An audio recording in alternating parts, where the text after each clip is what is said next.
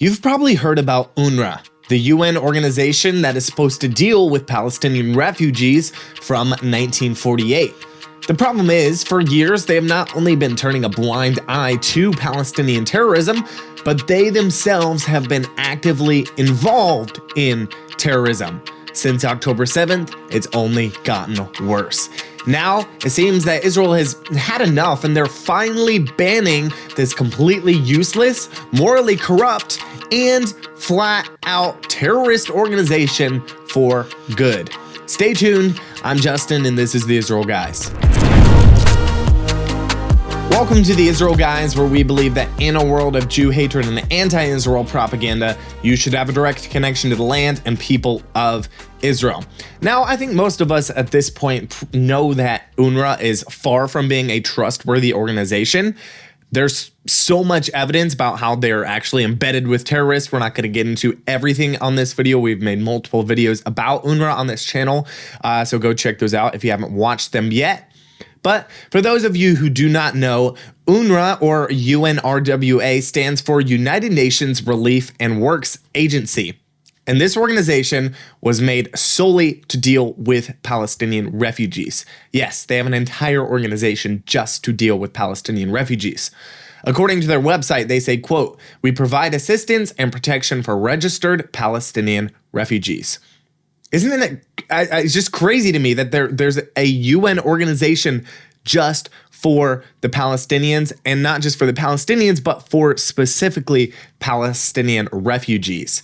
JNS said this about UNRWA. They said, quote, "Through UNRWA, the United Nations employs a unique refugee definition to Palestinians. The agency defines as refugees not only those who fled the 1948 war, but their descendants in perpetuity until a quote-unquote just solution emerges for their status.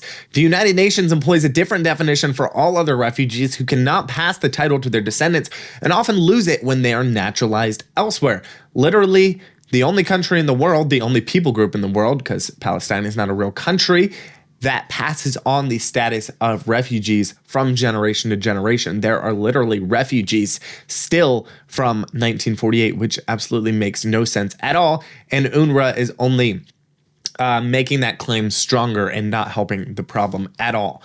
So for years, there's been evidence that UNRWA was not only turning a blind eye to terrorism, just not really caring about it at all, not trying to expose it, but also being actively involved in it, which is wild. Then after October 7th, so much evidence came out. A ton of evidence came out about how some of their staff members were actually involved in the October 7th massacre. It got so bad, so much blatant evidence, that 18 countries cut their funding to UNRWA. And so far, every country in the world of those 18, except the United States and New Zealand, have reinstated their funding, and the US is set to resume their funding in March of 2025. Now, a couple examples of UNRWA members being involved in October 7th. I kid you not, guys, this is an actual video of UNRWA worker Faisal Ali Musalem al-Naami and a friend. They're loading the body of an Israeli who was killed on October 7th. They're loading his body into their car in Sderot. Another example, on September 29th of this year, Hamas admitted that Fatah Sharif Abu al-Amin, chairman of UNRWA's Teachers Association, was Hamas's commander in Lebanon. Are you serious? The IDF also released a recording of an UNRWA teacher bragging to a friend on October 7th about capturing a female hostage. He said, "We have female hostages. I captured one." Guys, this is an UNRWA member that we're talking about here. According to Israel, over 450 terrorists belonging to terrorist organizations in Gaza, mainly Hamas, are also employed by UNRWA.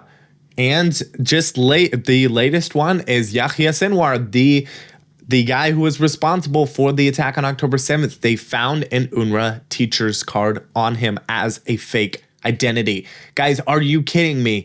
Where is the international condemnation? Oh, wait. It's not about Jews. It's not somebody saying something bad about Jews or Israel.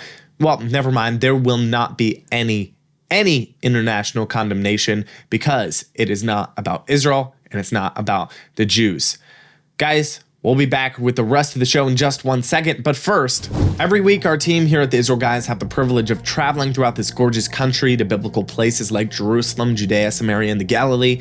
To see and touch this land is a very special thing, something we definitely don't take for granted.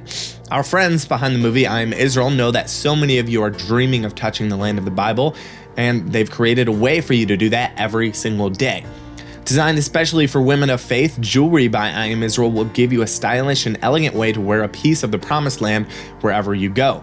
Faith Like a Mustard Seed necklaces and earrings contain soil from the mountains of Jerusalem and a mustard seed from the fields of Bethlehem. Flowers of the Field necklaces contain a unique selection of flowers that were grown and cut right here in the land of Israel.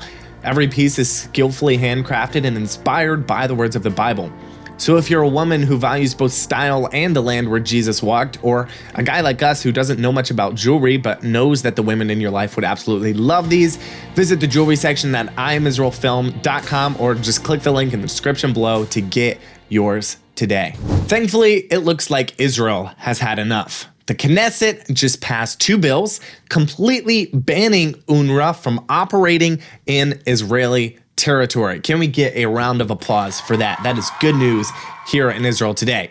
According to JNS, the first law that bans UNRWA activity on Israeli territory was authored by Knesset member Boaz Bismuth, who is from the Likud party, and 6 other coalition lawmakers, and was passed by a majority of 87 of the Knesset's 120 lawmakers. 9 MKs voted against the law, 1 did not vote, the remaining 23 were not present at the vote. The law says this, quote, UNRWA, United Nations Relief and Works Agency, will operate no representation, provide no service, or hold any activity directly or indirectly in the sovereign territory of the State of Israel.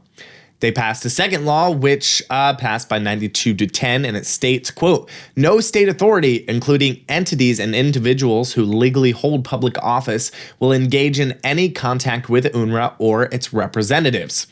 This legislation was co-authored by MKs Yulia Malinovsky from Yisrael Beiteinu, Dan Iluz, who is from Likud, and Ron Katz from Yesh Atid.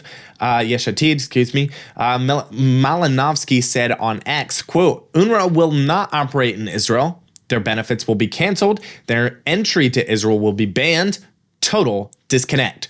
This ban will go into effect in 90 days, guys. This is big, incredible news that they are finally shutting down this terrorist. It can only be described as a terrorist organization. They're finally shutting it down from working inside of Israel. Ann Hertzberg, legal advisor at the Jerusalem-based NGO Monitor organization, said that while the Israeli move is a blow to UNRWA, it will not end the agency. She said, quote, while Israel can prevent UNRWA from operating on its own territory, they can't block the organization from operating in Lebanon, Jordan, or other countries, which they do. She went on to say, in my opinion, this move won't be the end of UNRWA, but I would hope that responsible governments such as the United States, Canada, the United Kingdom, or Germany take this as an opportunity to engage in significant investigations. Hillel Neuer, the founder of UN Watch, said, quote, what the Knesset did yesterday is extremely significant. The legislation will require closing UNRWA's facilities in Jerusalem. Israeli officials are barred from dealing with UNRWA representatives and operating in the West Bank and Gaza. It will make UNRWA's operations more difficult. I don't think it will necessarily close them. Unfortunately, not everyone welcomed this ban. The United States State Department reportedly said that they were deeply concerned about it. And what I'm deeply concerned about is why they are deeply concerned about shutting down this horrific terrorist organization. The governments of Spain, Ireland, and Slovenia in a joint statement condemned the legislation, writing that it, quote, sets a very serious precedent for the work of the United Nations and for all organizations of the multilateral system. Joseph Borrell, the EU High Representative for Foreign Affairs and Security Policy, said that the new laws, quote, would de facto render UNRWA's vital operations in Gaza impossible and seriously hamper its provision of services in the West Bank. Vital operations such as supporting terrorists and actually being involved in terrorist activities. Is that what you're talking about? He went on to say the laws stand in stark contradiction to international law and the fundamental principle of humanity. Actually, I will fact check you there. There is no international law that says that Israel has to work with UNRWA, that they have to cooperate with this UN organization. So, guys, that is good news inside of Israel today. Unfortunately, there's not a lot of that coming out these days, but that is good news for today. Continue to pray for Israel. They're still facing multiple threats on all sides. Pray for total victory. Pray that they will continue to be strong like they were with these bills banning UNRWA. Guys, make sure and subscribe. Let me know what you think in the comments below. Love to interact with you guys there. As always, stop listening to the lies and propaganda and connect with the truth of what is happening here in Israel. We'll be back soon here at the Israel Guys. Catch you in the next one.